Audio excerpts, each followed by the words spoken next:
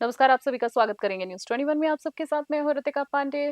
Special bulletin देख रहे हैं हमारा। खबरों की बात करें तो मध्य प्रदेश के म्याना थाना क्षेत्र में भदौरा के जंगल में गाय चराने वाले रतिराम कुशवाहा की निर्मम हत्या का मामला सामने आया है। आपको बता दें, बुधवार सुबह उनकी गर्दन कटी लाश मिली थी। पुलिस अधीक्षक अंकित सोनी के दिशा निर्देश पर एएसपी मानसिंह ठाकुर और एसडीओपी विवेक अस्थाना के मार्गदर्शन में म्याना थाना प्रभारी रविंद्र सिकरवार की टीम ने महज 12 घंटे के आरोपी इंद्रभान कंगार को गिरफ्तार किया है। पूछताछ में आरोपी ने कुल्हाड़ी से रतिराम की हत्या करना कबूल किया है। आरोपी के पास से हत्या में इस्तेमाल कुल्हाड़ी और खून से सने कपड़े बरामद किए गए हैं। तेज कार्रवाई के चलते आरोपी को जेल भेज दिया गया है। गुना से विनोद सोनी की स्पेशल रिपोर्ट।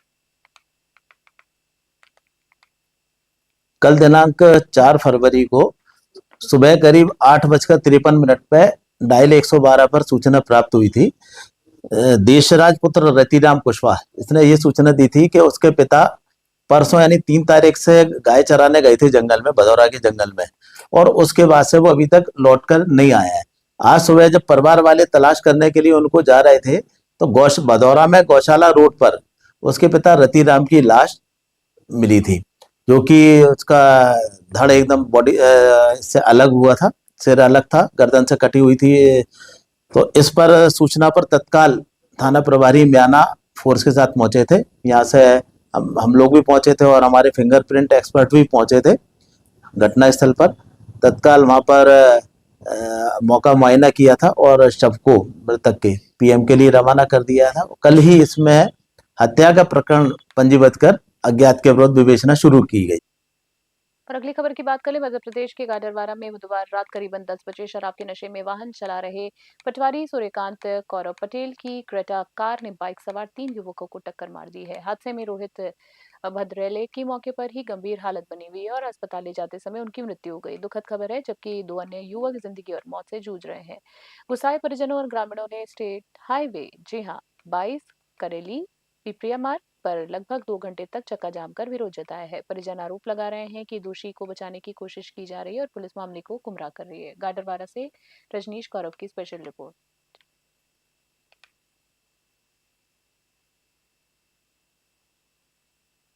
3 लोग घायल अवस्था में आए हैं, 2 की हालत नाजुक है, जिनको रेफर किया गया है। एक यहीं पे रोक रहे हैं अपन लोग आगे के इलाज के लिए। सर को क्या बताया, क्या एक्सीडेंट हुआ है सर? साथ वाले पुलिस वाले जो लेके आए थे वो बता रहे थे किसी गाड़ी से टक्कर लगी है उनको। वो हिरासत में नहीं आए। नहीं मिलेगा सर। आपकी और अनुमान क्या है? अनुमान कुछ नहीं है, बस वो हिरासत में हो। पुलिस की जो भी फुटेज आती है, जो भी सीसीटीवी उसके दौरान, तो क्या ड्राइवर शराब के नशे में था? शराब के नशे में भी था और वो बहुत ऊटपटांग गाड़ी चला रहा। उसने एक साथ 3 गाड़ियों को भी रौंदा है, जिसमें मेरा छोटा भाई भी था। तो मेरी यही मांग है कि उसको वो पटवारी है, टेका पार्क है, जो भैया ने नाम बताया, सत्यप्रकाश कौरव जो है, वो थाने में गया है और उसकी जो गाड़ी की स्पीड थी, मुझे 5 से 10 लोगों ने बता दिया कि बुलेट ट्रेन से तेज उसकी स्पीड थी और वो ड्रिंक किया हुआ था। उसकी गाड़ी के तो एयर बैग खुल गए, पर जो 3 लोग जो हताहत हुए, जैसे आज एक मेरा भाई बैठा है जिसकी कहीं से कहीं तक आप देख लेंगे, उसका कहीं से कहीं तक कोई भी गलती नहीं थी कि वो धीरे चला रहा था। हमारे पूरे गाडरवारा में सीसीटीवी लगी है, आप वहाँ से फुटेज निकाल लीजिए उसकी गाड़ी की स्पीड। मेरे पास खुद 10 गवाह हैं जो इस गवाही देने के लिए तैयार है कि उसकी गाड़ी की स्पीड थी। अगर मौत है तो मौत की सजा मौत होनी चाहिए। आज वो अपने घर में अगर अच्छे से बैठा तो हमें बर्दाश्त नहीं हुआ। हमारा भाई चला गया, वो वापस नहीं आएगा, पर अगर उसे न्याय नहीं मिलेगा तो ये हम सबके लिए हमारी नाकारी होगी कि हम उसे न्याय नहीं दिला सकते। हमें बस न्याय चाहिए अभी इसके काम से अगर फ्री होते हमें वो गिरफ्त में भी चाहिए, उसके ऊपर कौन सी धारा है, लेकिन ये हमें चीजें शाम तक विवरण चाहिए, वरना जो कुछ यहाँ इतनी संख्या है, इससे डबल टिबल सब कुछ हो सकती है। जितना हमसे करते बनेगा हम सब करे बनेगा। चक्का जाम आप पे यथावत रहेगा? चक्का जाम अभी यथावत रहेगा जब तक कि पुलिस प्रशासन से हमें कोई जानकारी नहीं मिल जाती। ये 4 तारीख की रात की घटना है, 9-10 बजे की। एक पटवारी हैं राजस्व विभाग के, वो अपनी कार से जा रहे थे और उन्होंने लापरवाही से कार चला के एक्सीडेंट किया है, जिसमें 3 लोग घायल हुए थे। उनमें से एक आज की मृत्यु हो गई है। तो उसकी डेड बॉडी आई थी तो एक स्वाभाविक रोष परिजनों में था, चक्का जाम जैसी स्थिति निर्मित नहीं हुई, उनको समझा दिया था और उसमें पर्याप्त वैधानिक कार्रवाई की जा रही है और राजस्व विभाग ने उसको निलंबित भी कर दिया पटवारी को। सर परिजनों का आरोप है कि सर उसको छोड़ दिया गया है या मामले को गुमराह किया गया है? आवश्यक वैधानिक कार्रवाई है वो सारी कार्रवाई होंगी। और अगली खबरों की बात करें तो सतनवाड़ा कला क्षेत्र में एसबीआई कियोस्को संचालकों पर महिला किसान जय कुमारी जी हाँ के साथ धोखाधड़ी और अमानत में खयानत का गंभीर आरोप लगा है। जी आपको बता दें, जय कुमारी ने बताया है कि उनके खाते में जमा राशि कियोस्को संचालक अजय खटीक और रितेश सक्सेना ने फर्जी प्रविष्टियों के जरिए अपने पासबुक में दिखाई है, जबकि बैंक स्टेटमेंट केवल 10,584 का ही दर्ज था। कुल लगभग 45,000 की राशि कथित रूप से हड़प ली गई है। पीड़िता ने पुलिस अधीक्षक कार्यालय में आवेदन देकर एफआईआर दर्ज कराने कियोस्को की बैंक आईडी बंद कराने और अपनी राशि वापस दिलाने की मांग की। बैंक स्टेटमेंट, पासबुक और आधार की प्रतियां आवेदन में संग्रहित की गई हैं। पुलिस मामले की जांच कर रही है। शिवपुरी से दिनेश चौधरी की विशेष रिपोर्ट देख रहे हैं।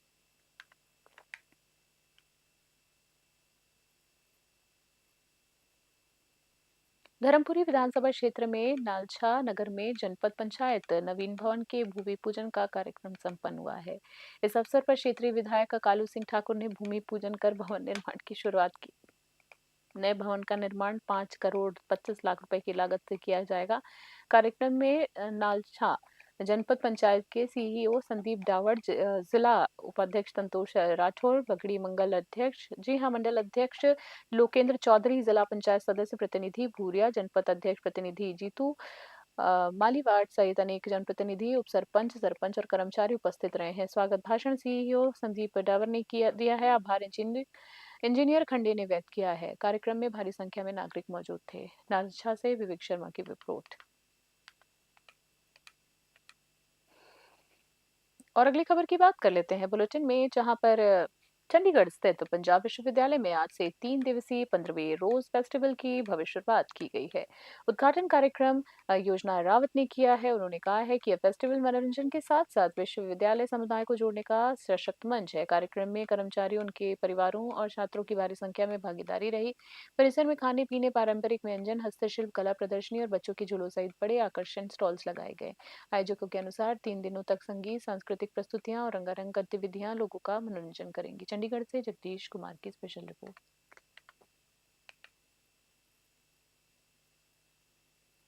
माध्यमिक शिक्षा मंडल की बोर्ड की परीक्षाएं जिले में 10 फरवरी तक आयोजित की जाएंगी।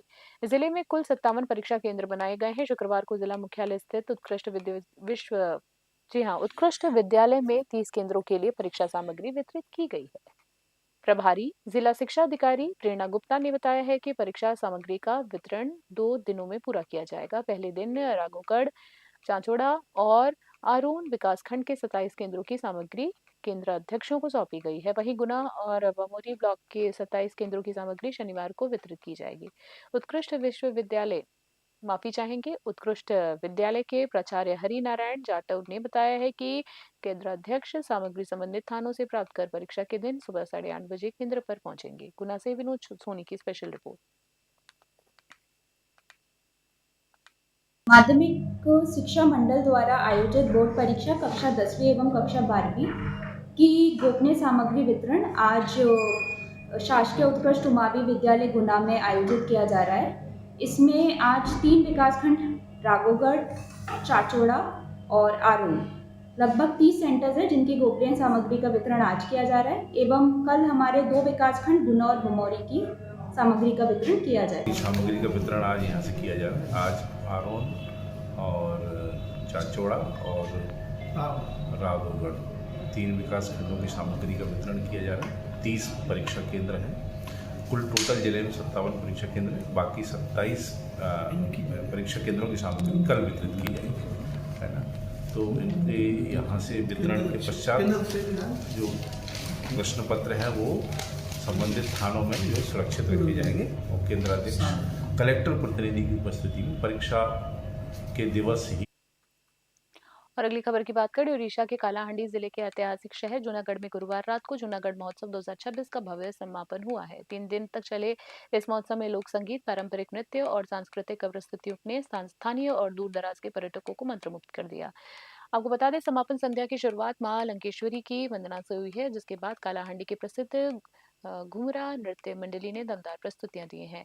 संबलपुरी, डालखाई और आदिवासी नृत्य प्रस्तुत किए गए हैं। साथ ही संगीत नाटक अकादमी के लोक गाथाओं का मंचन किया गया। कार्यक्रम में क्षेत्र के प्रतिभाओं को जूनागढ़ गौरव सम्मान से नवाजा गया। अंतिम दिन आयोजित पल्लीश्री मेला में स्थानीय टेराकोटा, बांस के शिल्प और पारंपरिक व्यंजनों के स्टॉल्स भारी भीड़ रही। हम आपको बता दें, एमएलए दिव्याशंकर मिश्रा ने महोत्सव की सफलता में जनता और समिति का आभार व्यक्त किया है। आतिशबाजी और तालियों के बीच महोत्सव का समापन हुआ और अगले वर्ष फिर से आयोजन का वादा किया गया। कालाहांडी से लक्ष्मण बनवा की स्पेशल रिपोर्ट देख रहे हैं आप।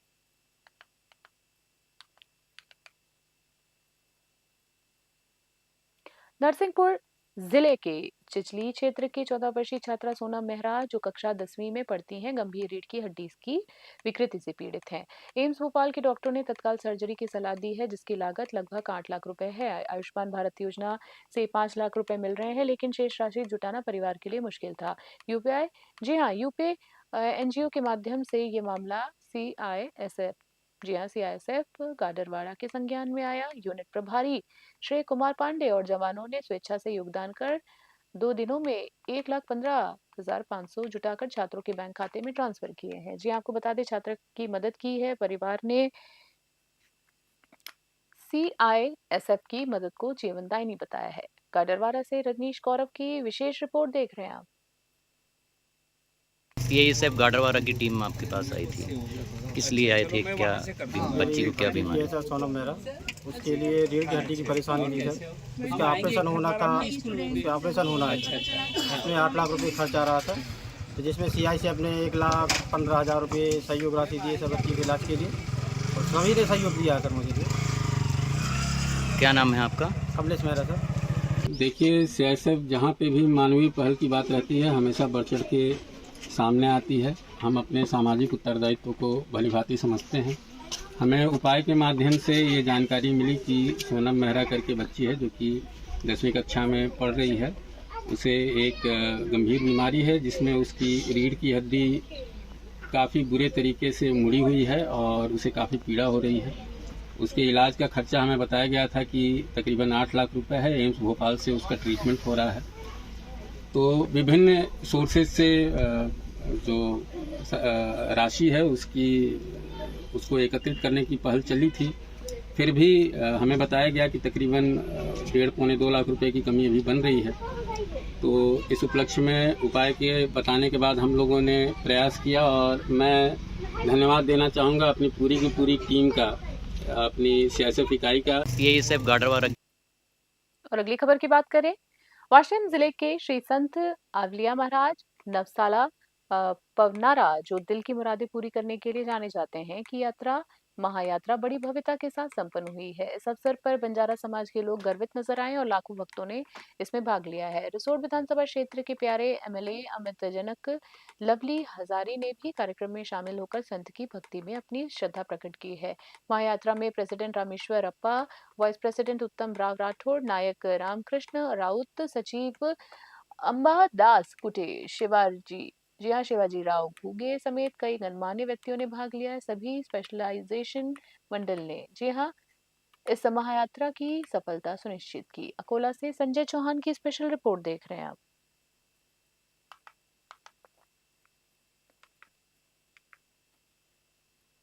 और अगली खबर की बात करें, भागलपुर से बड़ी खबर है, जहां बिहार राज्य भूमि सुधार कर्मचारी संघ के बैनर तले राजस्व कर्मचारी एक दिवसीय धरने पर बैठ गए। यह धरना जिलाधिकारी कार्यालय के पीछे आयोजित हुआ है, जिसमें बड़ी संख्या में कर्मचारी शामिल हुए हैं। धरना दे रहे कर्मचारियों की मुख्य मांग है कि राज्य के सभी राजस्व कर्मचारियों को उनके गृह जिले में तत्काल तैनाती दी जाए। साथ ही वे वर्तमान 1900 रुपए के ग्रेड पे को बढ़ाकर 2800 रुपए करने की मांग कर रहे हैं। कर्मचारियों ने चेतावनी दी है कि अगर सरकार ने जल्दी कार्रवाई नहीं की तो आंदोलन को और व्यापक बनाया जाएगा। भागलपुर से राहुल सिद्दीकी की विशेष रिपोर्ट। कल इतना दूर ट्रांसफर कर दिया गया है कि 300, 400, 500 किलोमीटर कोई कर्मचारी है। हम लोग का पोस्टिंग जो हुआ था ग्रेड पे भी कम है, 1900 केवल है। हम लोग सरकार से भी जो एसीएस, पूर्व में एसीएस थे हम लोग प्रधान सचिव, जो दीपक सर द्वारा लिखित आश्वासन है उसका, उसके बाद भी हम लोग का अभी तक 8 या 9 महीना हो गया, अभी तक हम लोग का कुछ काम नहीं हुआ। और यदि मांग पूरा नहीं होता है तो हम लोग 1 दिवसीय धरना 5 को और यह गृह जिला नहीं तो आसपास के ज़िले में हमारी पोस्टिंग हो और ग्रेड पे बढ़ाया जाए। जितना हम लोग का काम होता है, हम लोग 24 आवर्स ही हम लोग काम करते हैं, उसके अनुसार हमारा ग्रेड पे भी नहीं है, हमारा सैलरी नहीं है। और हम लोग की इतनी दूर पोस्टिंग है कि हमें घर जाने और आने में ही मतलब टाइम, मतलब 1-2 दिन की छुट्टी भी लेते हैं तो घर आना जाना ही में ही खत्म हो जाता है। और अगली खबर की बात करें, मुजफ्फरपुर से बड़ी खबर है। वरीय पुलिस अधीक्षक कांतेश कुमार मिश्रा ने तुर्की और पारू थाना के थानाध्यक्षों को कार्यों में लापरवाही के आरोप में निलंबित कर दिया है। तुर्की थाने में बिना परिवाद के बंद व्यक्ति लंबित, कुर्की जब्ती और रिकॉर्ड में गड़बड़ियां पाई गई है। पारू के थाने हत्या केस के में अनुसंधान और कार्रवाई में ढिलाई बरती गई है। आपको बता दें, एसएसपी ने दोनों थानाध्यक्षों को तत्काल प्रभाव से निलंबित कर सामान्य आजीवन यापन भत्ता रखा है। ये कार्रवाई पुलिस महकमे में चेतावनी बन गई है कि अब केवल फाइलों की ही नहीं बल्कि जमीनी हकीकत की भी कड़ी जांच होगी। मुजफ्फरपुर से सत्यम शर्मा की रिपोर्ट।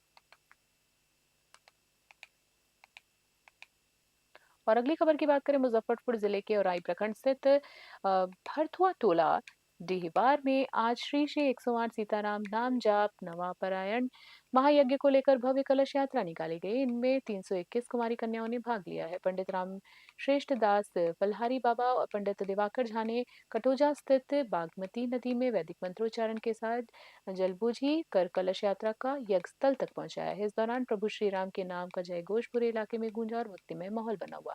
विधि व्यवस्था के लिए थानाध्यक्ष राजा सिंह दलबल के साथ जल बोझ ही स्थल पर मौजूद रहे। मुजफ्फरपुर से सत्यम शर्मा की रिपोर्ट देख रहे हैं आप।